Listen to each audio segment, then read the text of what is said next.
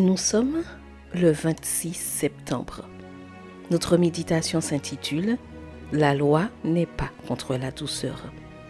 Nous lisons dans Ecclésiaste chapitre 10 au verset 4.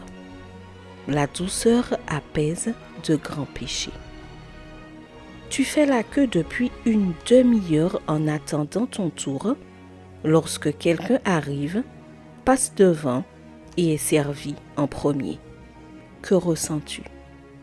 Tu es à l'arrêt de bus lorsqu'une personne négligente te bouscule violemment. Que fais-tu?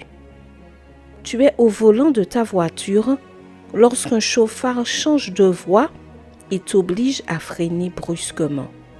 Que dis-tu? Il nous est sans doute arrivé plus d'une fois d'être confrontés à ce genre de situation et d'agir avec peu ou pas de douceur. Le texte d'aujourd'hui dit que la douceur apaise de grands péchés. Et si la Bible le dit, c'est que c'est vrai. Liliana se rendait à un entretien d'embauche et a décidé de s'arrêter avant à la cafétéria de l'entreprise. Alors qu'elle s'apprêtait à partir, un homme a ouvert la porte et la boisson de Liliana est tombée accidentellement dans son sac. Furieuse, elle a crié très fort sur le monsieur. Celui-ci, de son côté, se confondait en excuses.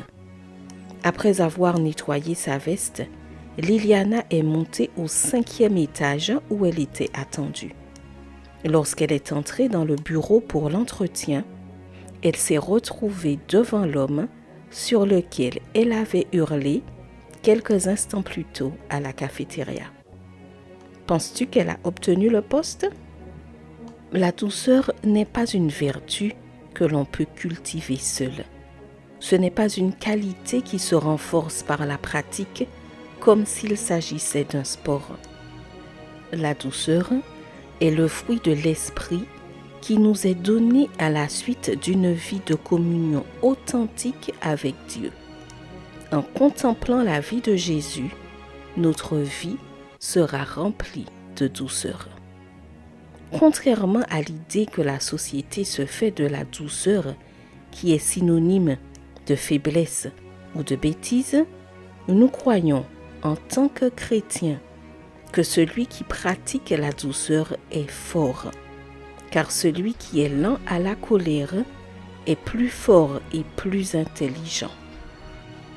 Matthieu 5, verset 5 nous dit que la récompense pour les doux est le royaume des cieux, et les querelleurs ne vont pas au ciel.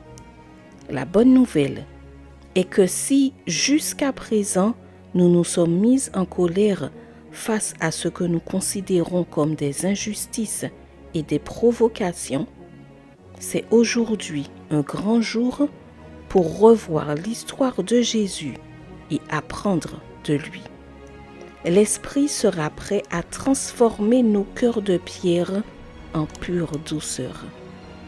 Si tu l'as déjà, ne la perds pas. C'est ton ticket pour le royaume des cieux.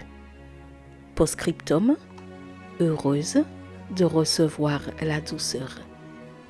Je te souhaite une excellente journée sous le regard béni du Seigneur.